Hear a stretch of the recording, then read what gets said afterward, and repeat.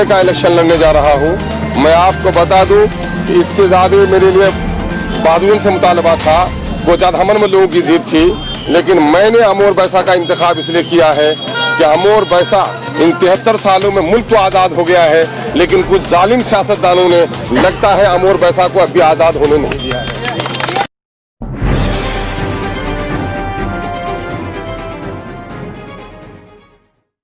कि हमने हमेशा मीरपुर में, नंदनिया में, महसेल में, गुस्तरा में बड़ी मोहब्बत पाई है। जिला परिषद के ज़माने से भी जब गाहे बगाहे आना हुआ तो आप लोगों ने बड़ी इज्जत और मोहब्बत से हमें नवाजा। जब मैं इलेक्शन लड़ने आया एमपी का तो आप लोगों ने मेरा पुरजोर साथ दिया है। इस वक्त जबकि मैं एमएलए का इलेक्शन लड़ने जा रहा हूं, मैं आपको बता दूं कि इससे ज़्यादा मेरे लिए बादून से मुतालबा था, वो चादहमन में लोगों की जीत थी, लेकिन मैंने अमोर बैसा का इंतखाब इसलिए किया है कि अमोर बैसा इन 73 सालों में मुल्क तो आज़ाद हो गया है, लेकिन कुछ जालिम सियासतदानों ने लगता है अमोर बैसा को अब भी आज़ाद होने नहीं दिया है। अंग्रेजों का जो खौफ था उस जमाने में, कुछ देसी अंग्रेजों ने भी ऐसा खौफ बनाकर रखा है। माँ ने बच्चे को आज़ाद जना है, मुल्क आज़ाद हुआ है, लेकिन आज इधर की एक बड़ी पट्टी है जो लोगों से घबरा रहा है, बोलते हुए, सच बात बोलते हुए घबरा रहा है। स्कूल नहीं बन सका, कॉलेज नहीं बन सके, सड़कें नहीं बन सकी, पुल नहीं बन सका, नदियों से कटाव ने हमारी सैकड़ों हजारों घरों को बर्बाद कर दिया। नेता को उसका कोई दर्द नहीं है। मेरे भाइयों, हमें से यहाँ एक बड़ी गलती हम लोगों ने की कि हम लोग पूरे सियासत को क्या कर दिया, कुल्हिया और सुरजापुरी के बीच में लाकर खड़ा कर दिया। नहीं तो कुल्हिया जीत जाएगा, नहीं तो सुरजापुरी जीत जाएगा। मेरे भाइयों और नौजवानों, प्रदेश में रहने वाले नौजवानों को मैं मुबारकबाद देता हूँ कि प्रदेश में रहने वाला हमारा मुबारक वो चकरिया जो है, उसने आकर अपने गांव की आंखों की पट्टी खोली है कि वो पंजाब और वो हरियाणा, वो बिहार के दूसरे हिस्से का जो मजदूर हमारे घरों पर आता था, आज नहीं आ रहा है। आपका बेटा कहीं पोछा मार रहा है, कहीं हल चला रहा है, कहीं कीचड़ में जल रहा है, कहीं कीचड़ में सड़ रहा है, कहीं पंजाब की चिलचिलाती धूप में जल रहा है। यकीनन है कि मैं ये नहीं कहता कि मैं आकर आसमान के तारे तोड़कर आपको ला दूंगा, लेकिन जिन जालिमों ने इस इलाके की तरक्की के लिए कोशिश नहीं की है, ऐसे जालिमों से हिसाब लेने का वक्त आ गया है। मैं आपको खड़ा करने लुटेरा वही नहीं है जो घर को लूट कर जाए, बल्कि जिसकी गफलत की वजह से हमारी बस्ती कट जाए वो भी लुटेरा है।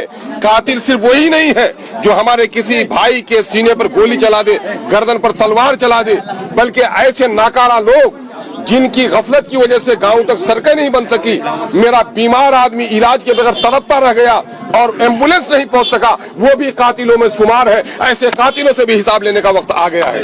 मेरे भाइयों, अब की बार मौका है कि अब की बार न कुल्हिया जीतेगा, न अब की बार कोई सुरजापुरी जीतेगा, अब की बार अमोर की जनता जीतेगी। इसी जनता को जितवाने के लिए हमारी पार्टी ने हमें इजाजत दिया है। इस वक्त सारे लफड़े को दूर कीजिए, अपनी नस्लों के लिए इंसाफ कीजिए। इस वक्त कांग्रेस का असली चेहरा सामने में आ गया है। मैं कुछ दीनदार लोगों को भी यहाँ देख रहा हूँ, कुछ पंडित लोगों को भी देखता हूँ। एक पंडित को मंदिर से अकीदत होती है, अपने घर से ज्यादा मोहब्बत होती है, आस्था का केंद्र होता है वो। एक आलिम दीन को, एक दीनदार को अपने घर से ज्यादा अल्लाह के घर को मुकद्दस समझता है, और घर मुकद्दस है भी।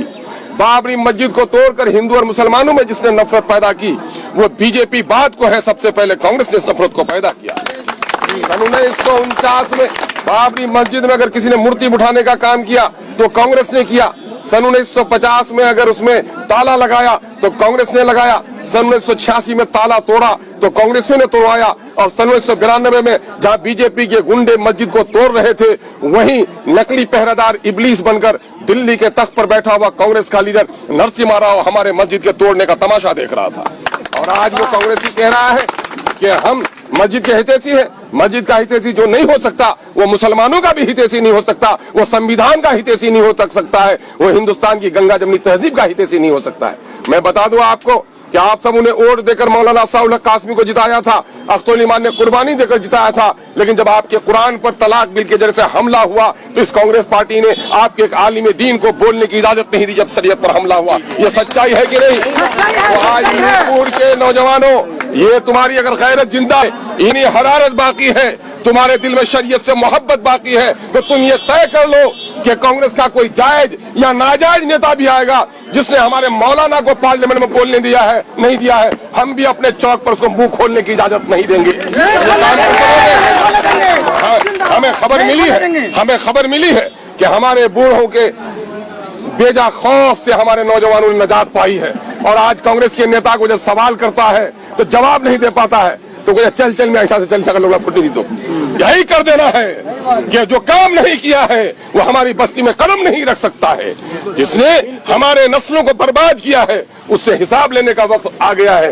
अब वो गया दौर जादूगरी का, वो दौर गया कि अब कोई डंडा दिखाकर कोई खौफ दिलाकर हमारे लोगों का वोट ले लेगा। हक की बुनियाद पर फैसला कीजिए। इस वक्त ले देकर सियासत आ गई है। अभी राजद के लोगों के भी खाता देख लीजिए, सिटिंग मुस्लिम एमएलए का टिकट काट देने का काम किया है। आपने देख लिया कांग्रेस का चेहरा कि बाबरी मस्जिद को बनाने के लिए जहां बीजेपी के लोग ईंट पत्थर संगमरमर ला रहे हैं, वही कांग्रेस का नेता चांदी की ईंट से मंदिर बना रहा है। आपका कोई नहीं है। दलितों सुन लो, दलितों का इस्तेसाल किया है इन मनोवादियों ने। तुम्हें हिंदू के नाम पर ठगने का काम किया है। मीरपुर में अगर स्कूल नहीं खुलता, मियाँ टोली में अगर कुम्हार टोली में खुल जाता, चपवाल टोली में खुल जाता, चपवाल टोली का बेटा डॉक्टर बन जाता, यकीन है कि मीरपुर के हाजी साहब का भी वो इलाज करता। चपवाल बेटा भी अगर हमारा दरोगा बन के जाता तो मीरपुर के आदमी का पहरेदार बन सकता था, लेकिन किसी को बनने नहीं दिया। इसलिए हिंदू मुस्लिम दलित अगड़े पिछड़े सबका बुरा हाल है। सब एक मरतबा एमआईएम का मौका दो। और आज मैं आपको खुशखबरी दे रहा हूँ कि आज चाहे जिस जाति का आदमी हो, हर जाति का आदमी एमआईएम के टिकट के लिए चंपारण से लेकर गया तक, जहानाबाद से लेकर मुंगेर तक आपके दरवाजे पर नाक रगड़ रहा है। मेरे भाइयों, मैं आपको खुशखबरी देता हूं कि अगर हमारी पार्टी अभी खड़ी हुई है तो पूरे बिहार से लोग किशनगंज में टिकट के लिए आ रहा है। अगर आपने हमें जिता दिया तो वक्त का मुख्यमंत्री भी आपके चौखट में हाजिरी देने पर मजबूर है।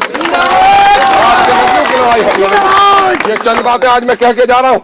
देखो, मैं जब किशनगंज में इलेक्शन लड़ता, कोचा धवन में इलेक्शन लड़ता, मेरा 2 घर है, सबका है, नानी हाल दादी हाल, किसी किसी की बस्ती में है, लेकिन मेरी 2 बस्तियों में है, टेरा और मौधे। तो टेरा और मौधे के लोग पूरा सर में पगड़ी बांध के निकल जाते थे, भुजा बांधकर मूढ़ी बांधकर निकल जाते थे। भाइयों, आज तो मैं टेरा मौधे से दूर हो गया हूँ। इस कमी को कौन पूरा करेगा? टेरा मौधे से अगर नाप लीजिएगा हमारा विधानसभा के, हमारा सीसाबाड़ी, असियानी, मीरपुर, नंदनिया, गुस्तरा करते हुए आप चंदवार तक हमें नजदीक पाइएगा। मैं ये नहीं कहता कि दूर के भाइयों का नहीं, लेकिन ये है कि जब मेरा कारवां चले तो अव्वल दस्ते में आपको रहना होगा। यकीनन है कि आम दरख्त में फल आता है चौराहे का तो बस्ती के सब लोगों का हक होता है, लेकिन दरख्त के जो करीब होता है वो चुनने में पहले आगे बढ़ जाता है। वो मौका इंशाअल्लाह आपने इस कुर्बत का इजहार किया तो यकीनन है कि कल भी उस कुर्बत का फायदा आपको मिलेगा।